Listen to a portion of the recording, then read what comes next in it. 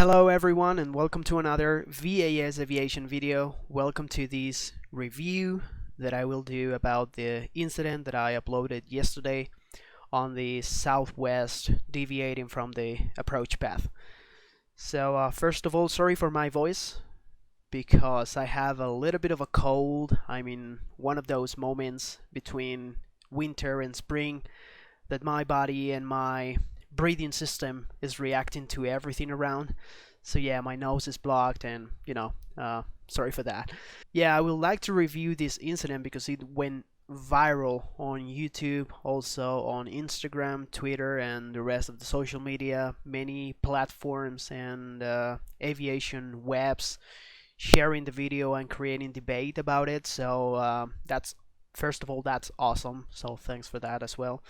And yeah, I'd like to do some explanation because many of the viewers are not pilots or are not in the aviation field, so they miss a lot of the information. And also I discovered new information as the video received more and more views because local pilots at LaGuardia, controllers, and just American pilots are more familiar than I am from Spain with some of the procedures. So yeah, first of all is the approach. So let's review the first part of the video with the first go around. Let's talk a little bit about the approach, the ILS to runway 4 at LaGuardia. Southwest 147 ILS 4. Southwest 147 LaGuardia Tower runway 4, clear to land. 4 clear to land, Southwest 147. Okay, so first of all, let's talk about the ILS to runway 4 at LaGuardia. And I have to be honest, when I was editing the video, I didn't thought about going through the approach plate. I didn't even see it because I thought, okay, ILS 4, it will be any other ILS, any normal ILS approach. But it is not. And thanks to all the commenters that said, hey, Victor, this ILS is interesting for this.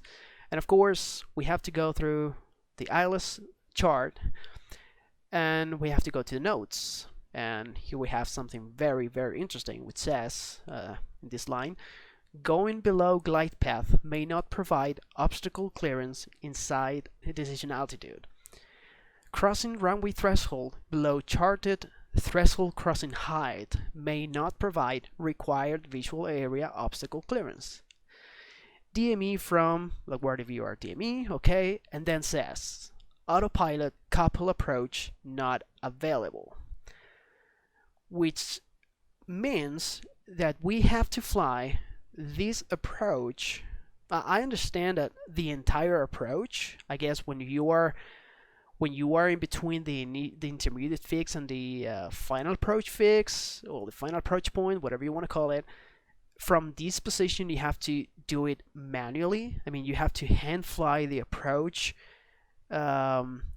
since you are established on both localizer and glide slope. That's what I understand that this is. If this is not correct and you have to hand fly from a specific point, just please let me know. But what I understand is that you have to hand fly since you establish both the localizer and glide slope, which is interesting, of course, because you don't have the autopilot and you have to hand fly, which we are trained for, and we have to have the skills to do it, and we do it every 6 months. But of course, in interesting weather conditions, especially with microbursts and wind shears, with downdrafts and all that kind of stuff, it can be interesting because it's 2 pilots, but one of them is only focused on flying. So yeah, this is a point that I wanted to point out because I think it's interesting to understand the following moments of the incident. Okay, so now that we know that this approach is autopilot couple approach not available, I questioned to myself, and why is that? And some people were commenting because signal reflections, signal blackouts. Okay, but why at LaGuardia? So a few hours after I uploaded the video, I received this email. In 2009, a hotel was built just off and abeam the threshold of runway 4. It's now called the Avion Inn. In 2013, while doing ILS tests, the FAA realized that this building intrudes into glide slope. For a time, the glide slope was not available for runway 4, while they figured out what to do about it. And here's what the link says. New York, LaGuardia, runway 4 ILS glide slope not available until further notice. And it's September the 5th, 2013. During a recent FAA flight tech, you know, the FAA performs different flight checks everywhere in the United States and even outside. Of the instrument landing system for runway 4 at New York LaGuardia, a building was identified as an obstacle, causing the glide slope to be unavailable until further notice. The FAA is urgently seeking a resolution, but in the meantime, this issue will likely increase the chances of an ILS runway 13 configuration at both LaGuardia and JFK during IFR conditions. Okay, so yep, this hotel is really creating problems to the glide slope for runway 4.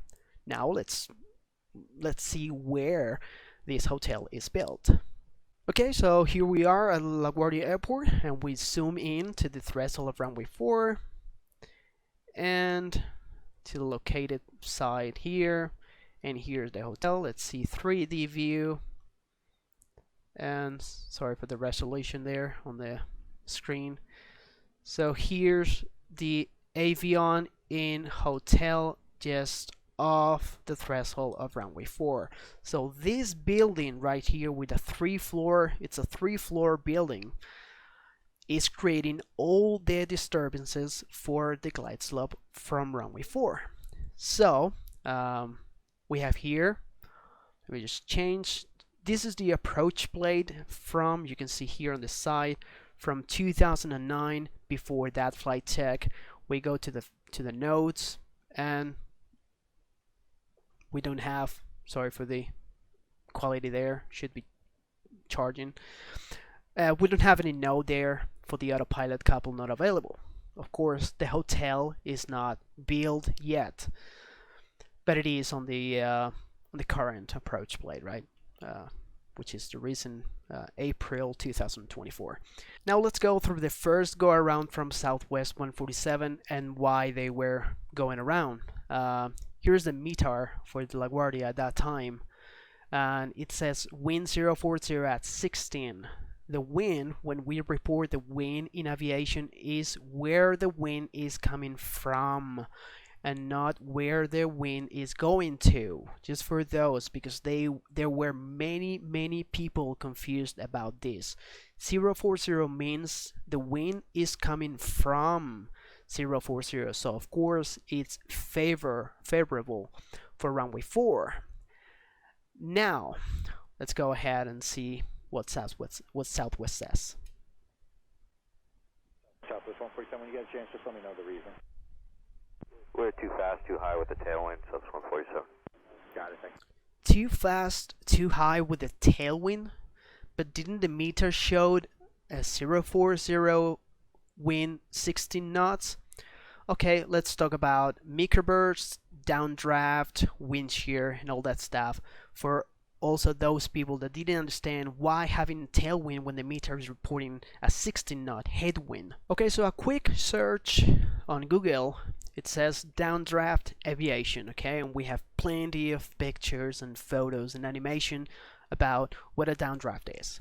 So here's a basic, and again it's going to be a very basic explanation about the downdrafts and microbursts, just for those that were kind of confused why the airplane was reporting a tailwind, a go around due to tailwind when the METAR was reporting a 16 knot headwind. Okay, so we have a 16 knot headwind on the surface, but there are many types of winds. Okay, we have geostrophic, we have Coriolis that also affect, we have ground friction, but just for the purpose of the explanation of downdrafts, let's consider that when we have a cloud here, just consider a cumulonimbus or something, we have water coming down, and with that water, the water is blowing the wind downwards as well. Okay, when it approaches the ground, it opens up and rolls.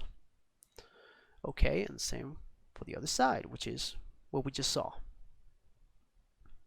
Okay, so it's the difficult thing and the dangerous thing about a downdraft is changes of energy constantly. Okay, so just for the purpose again, when we are in this approach, considering the downdraft is here, because now we could have a downdraft on the initial approach, on the middle, or even over the airport, okay? But just for the purpose, just to explain this, let's consider the downdraft is here. Okay, so when we are in this phase of the approach, we can have a tailwind, and this tailwind can have very, very strong, very, very fast. Okay, when we approach here, we have a strong downdraft that could push our aircraft downward. Okay, it's another change of energy. And then we exit the downdraft with the opposite energy affecting our aircraft. Okay, so this is the difficult part about flying through or below a downdraft or a cumulonimbus or whatever other convective clouds. So yeah, the thing of having a tailwind 6 miles out, 7 miles out, 5 miles out on the ILS is very common. So here we are on the second attempt for landing for Southwest 147, and we have JetBlue 698 ahead of them. Oh, route to JetBlue 698, check out from Ely, LaGuardia 792-9979. Tower JetBlue 698 going around. JetBlue 698, climb maintain 2000, fly runway heading. 2000 running heading, JetBlue 698. And JetBlue 698, when you get a chance, just give the reason for the mess. Yeah, looks like we got some wind shear, JetBlue 698. So JetBlue 698 went around at about 2 or 3 miles out, and they reported wind shear, and they even got an altitude alert from the tower. Again, the wind shear is a change of wind, of energy in all directions, even vertically or horizontally, in strength or direction or both of the wind.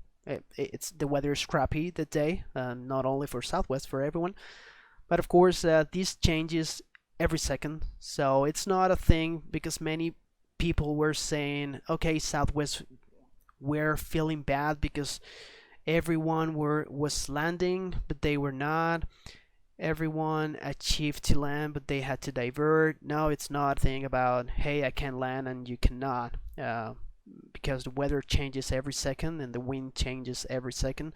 So maybe when you were at 2 mile final, you encountered a super hard microburst and you had to go around, and maybe the aircraft behind did not encounter that microburst and they could land. So it's not you are better than me, you are just encountering different conditions that I did. So now that we know why we have a tailwind, or we can have a tailwind 5 miles out on the ILS, let's take a closer look at the data blocks or tags on our radar scope. Okay, we have Southwest 147, that's obvious, and then we have a line of numbers there, which is 016. Okay, for those that don't know, is that the aircraft is 1,600 feet altitude, and then the 19 right there is ground speed. Okay, it's not indicated airspeed, it's not true airspeed, it's ground speed. So the aircraft is flying reportedly at ground speed 190.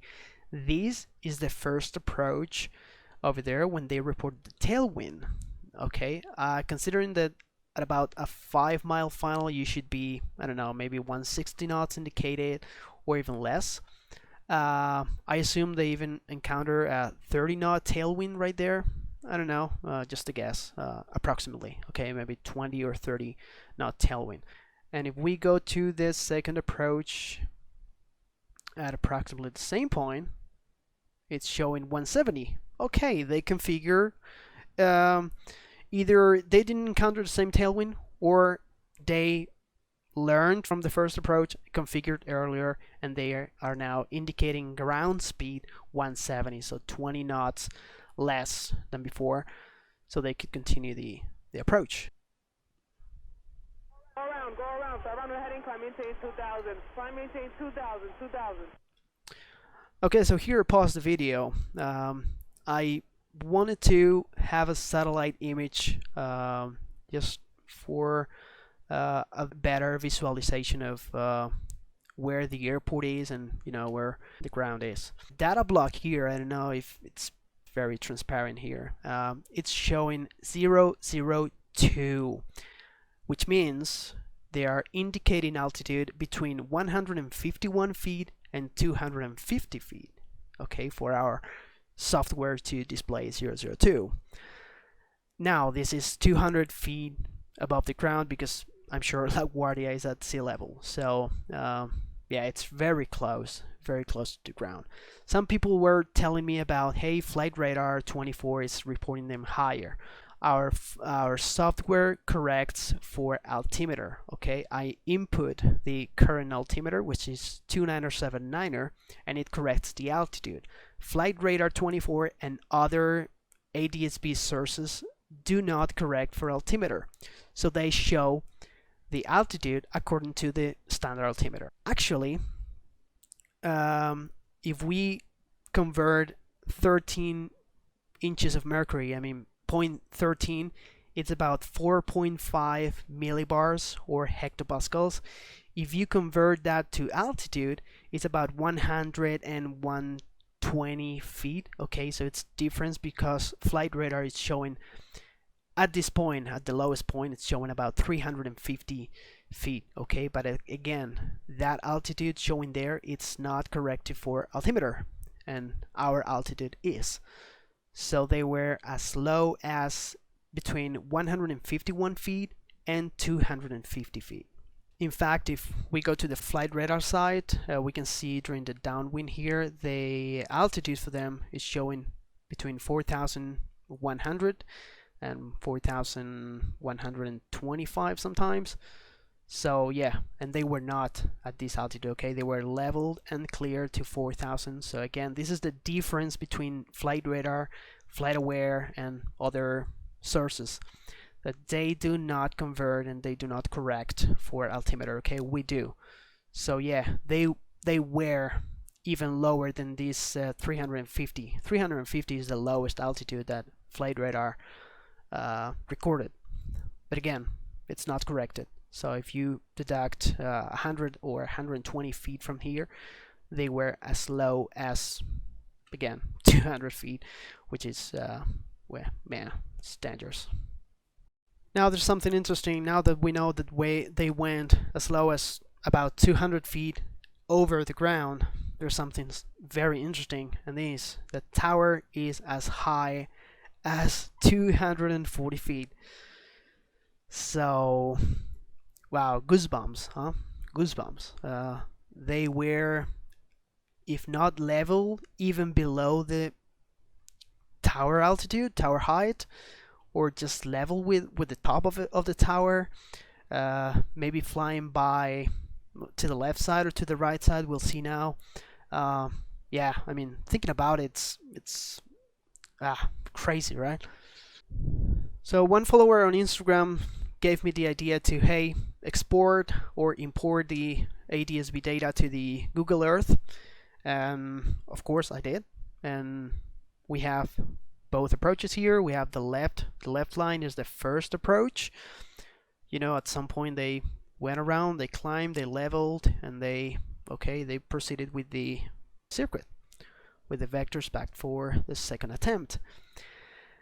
Now let's look at the second attempt, which is, man, it gives me goosebumps, because you can see they're deviating to the right of the localizer. They descend. If we go to the lowest point, again, as I said before, it shows in between 300 and 300 feet, and again, this is not corrected by altimeter. So we have to reduce that altitude by approximately 100 or 120 feet. Man, that's 200 feet, and according to this track, is going just by the west of the tower at, let's say, the same height, the same altitude. Well, actually they start climbing earlier, but yeah, if tower, maybe because tower said, hey, go around, but they were just flying directly, I'm sorry for this, directly into the tower. Now I have a question, because if they were at 200 feet, if we go back to the chart, to the approach plate,